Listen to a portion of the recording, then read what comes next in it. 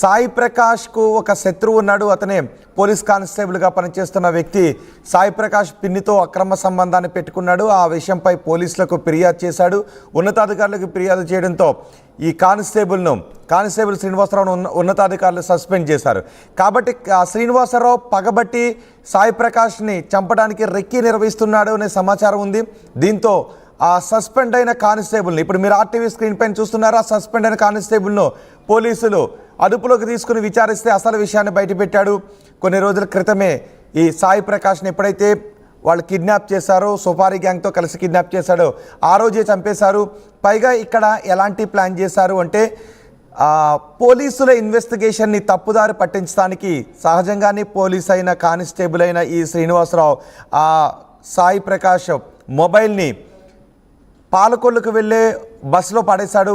దీంతో లొకేషన్ అక్కడ ట్రేస్ అవుతుంది అని అనుకున్నాడు. పోలీసుల విచారణలో మొత్తం గుట్టు రట్టయింది. ఇప్పుడు మీరు ఆర్టీవీ స్క్రీన్ పైన చూస్తున్నారు, రెండవ బాక్స్లో చూస్తున్నారు. ఆమె సాయి ప్రకాష్ పిన్ని. ఆ సాయి ప్రకాష్ పిన్ని ఈ కానిస్టేబుల్ ఇద్దరి మధ్య అక్రమ సంబంధం నడుస్తుంది. ఇది తప్పు అని చెప్పి వారించాడు సాయి ప్రకాష్, కానీ వాళ్ళు వినలేదు. దీంతో పోలీస్ కానిస్టేబుల్పై ఉన్నతాధికారులకు ఫిర్యాదు చేస్తూ ఉన్నతాధికారులు శాఖాపరమైన చర్యలు తీసుకున్నారు. దీంతో పగబట్టిన శ్రీనివాస సాయి ప్రకాష్ను అంతమొందించాలి అని అనుకున్నాడు. వివాహేతర సంబంధానికి అడ్డొస్తున్నాడు అని, తన ఉద్యోగానికి తను సస్పెండ్ కావటానికి కారకుడయ్యాడు అని అడ్డు తొలగించుకోవాలని సుపారీ గ్యాంగ్తో కలిసి హత్య చేయించాడు ఈ శ్రీనివాసరావు. అయితే ఈ హత్యలో పిన్ని నిర్మల హస్తం కూడా ఉంది అనే తెలుస్తోంది.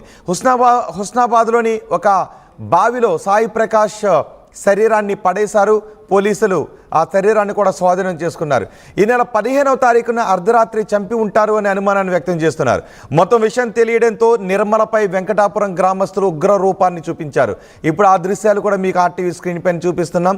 ఒకసారి మీరు మొదటి బాక్స్లో చూపిస్తున్న దృశ్యాలు. ఎప్పుడైతే సాయి ప్రకాష్ చనిపోయాడు అని అతని చావుకు పిన్ని మోజులో ఉన్న కానిస్టేబుల్ శ్రీనివాస కారణమని అనుకున్నారో ఆ క్షణం ఆ గ్రామస్తులు, ఆ కుటుంబ సభ్యుల ఆగ్రహం కట్టలు తెంచుకుంది. దీంతో పోలీస్ కానిస్టేబుల్ మోజులో ఉండి కొడుకు వరసయ్యే ఆ సాయి ప్రకాష్ను మరణానికి కారణమైందో, సాయి ప్రకాష్ హత్యకు కారణమైందో ఆ పిన్నిని కొట్టడానికని ఆగ్రహంతో తరుముకుంటూ వెళ్ళారు. వాళ్ళ పిన్ని ఇంటి లోపలికి వెళ్ళిపోయి గదిలోకి వెళ్ళిపోయి గెడవేసుకుంది. చూడండి ఒకసారి, తలుపులు బదలు కొడుతున్నారు. మొత్తం గ్రామస్తులంతా ఆగ్రహంతో ఊగిపోయారు.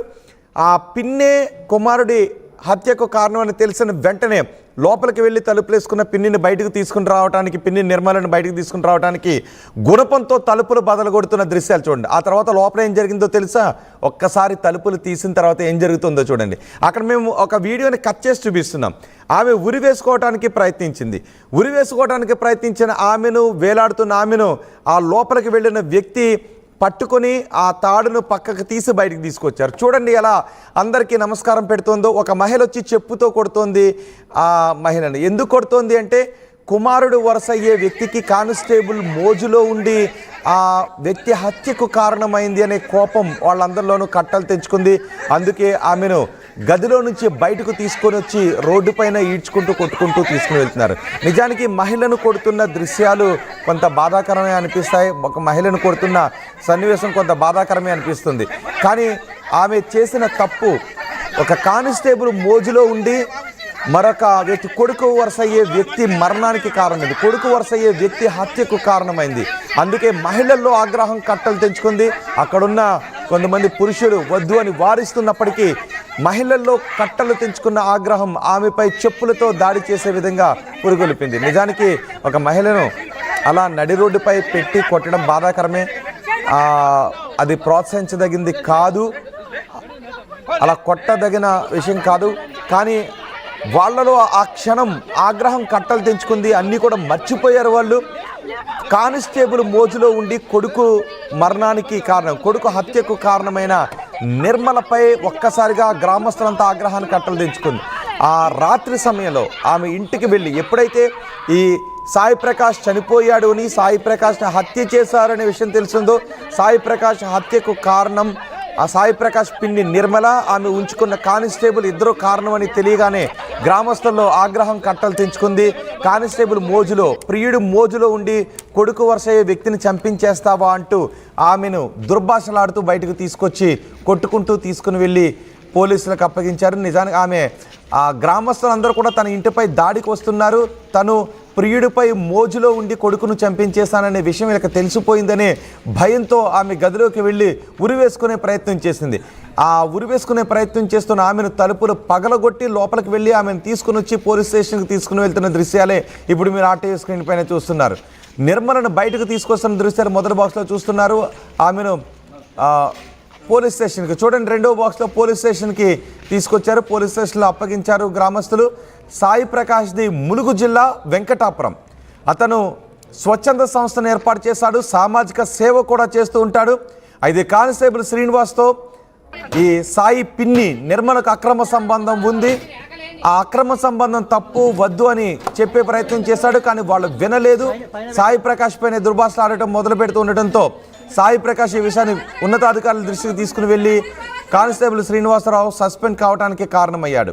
కానిస్టేబుల్ శ్రీనివాసరావును జాబ్ నుంచి సస్పెండ్ చేయించాడు అనే కోపం శ్రీనివాస్లో ఉంది. తన మోజుకు అక్రమ సంబంధానికి అడ్డొస్తున్నాడు అనే కోపం నిర్మల్లోనే ఉంది. దీంతో సాయి ప్రకాష్ను అడ్డు తొలగించుకోవాలి అని ఒక క్రూరమైన ప్లాన్ చేశారు. కక్ష పెంచుకుని సాయి ప్రకాష్ను కిడ్నాప్ చేయించారు. సుపారీ గ్యాంగ్తో కిడ్నాప్ చేయించి హత్య చేయించారు. హత్య చేయించిన తర్వాత అతని దేహాన్ని ఒక చెరువులో పడేశారు. ఆ తర్వాత అతని మొబైల్ ఫోన్ను కాజీపేట నర్సాపూర్ ఎక్స్ప్రెస్లో పడేశారు ఆ నిందితులు. ఆ రైల్లో పడేయడంతో అతను పాలకొల్లు వైపు వెళ్ళిపోయాడు అని పోలీసులు అనుకుంటారు అని పోలీసు బుద్ధిని చూపించాడు ఇక్కడ. కానీ పోలీసు ఉన్నతాధికారులు అంతకంటే తెలివైన వాళ్ళు కాబట్టి ఆ కేసును విచారించి పోలీస్ స్టైల్లో విచారిస్తే కానిస్టేబుల్ మోజు వ్యవహారం, కానిస్టేబుల్ అక్రమ సంబంధం, కానిస్టేబుల్ హత్య చేయించిన వ్యవహారం, కానిస్టేబుల్కి అతని సాయి ప్రకాష్ పిన్ని నిర్మలకు మధ్య జరుగుతున్న ఈ మోజు వ్యవహారం బయటకు వచ్చింది. దీంతో ఆ గ్రామస్తుల ఆగ్రహాన్ని ఎవరు కూడా ఆపలేకపోయారు. వాళ్ళందరూ పిన్నిని సాయి ప్రకాష్ పిన్ని నిర్మలను కొట్టుకుంటూ తీసుకుని వెళ్ళారు, పోలీస్ స్టేషన్కి తీసుకువెళ్ళి అప్పగించారు. పోలీస్ స్టేషన్లో ఇప్పుడు పోలీసులు మొత్తం కేసు విచారణ జరుపుతున్నారు. పిన్ని పాత్ర ఎంత ఉంది అని. ఆ పిన్ని కానిస్టేబుల్ మోజులో ఉంది, కానీ ఆ సాయి ప్రకాష్ మరణానికి, సాయి ప్రకాష్ హత్య విషయం ఆ నిర్మలకు తెలుసా లేదా అనే విషయంపై కూడా ఇప్పుడు పోలీసులు ఇన్వెస్టిగేషన్ చేస్తున్నారు. ఎంత దుర్మార్గం చూడండి. ఒకసారి కొడుకు వరుసయ్యే వ్యక్తిని చంపించేసి అతని ఫోన్ను ఇన్వెస్టిగేషన్ తప్పుదారి పట్టించడం కోసం అతని ఫోన్ను నర్సాపూర్ వెళ్ళే ఎక్స్ప్రెస్లో పడేశారు. ఆ ఎక్స్ప్రెస్లో పడేసిన ఫోన్ పాలకొల్లు వెళ్ళిన తర్వాత స్విచ్ ఆఫ్ అయిపోయింది. బహుశా ఆ ఫోన్ ఎవరైనా తీసుకొని స్విచ్ ఆఫ్ చేసి వాళ్ళు కొట్టేసి ఉన్నారో, లేదంటే ఆ ఫోన్ మామూలుగానే స్విచ్ ఆఫ్ అయిపోయిందో తెలియదు. కానీ చివరి లొకేషన్ మాత్రం నర్సాపూర్ ఎక్స్ప్రెస్లో, నర్సాపూర్ వెళ్ళే ఎక్స్ప్రెస్లో లభించింది. పాలకొల్లులో ఫోన్ స్విచ్ ఆఫ్ అయిపోయింది. పాలకొల్లులో ఉండే టవర్స్ దగ్గర చివరి లొకేషన్ ట్రేస్ అయింది.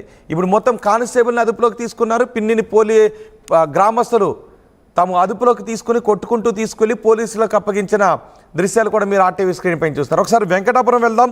వెంకటాపురం నుంచి మరింత సమాచారం మా ప్రతినిధి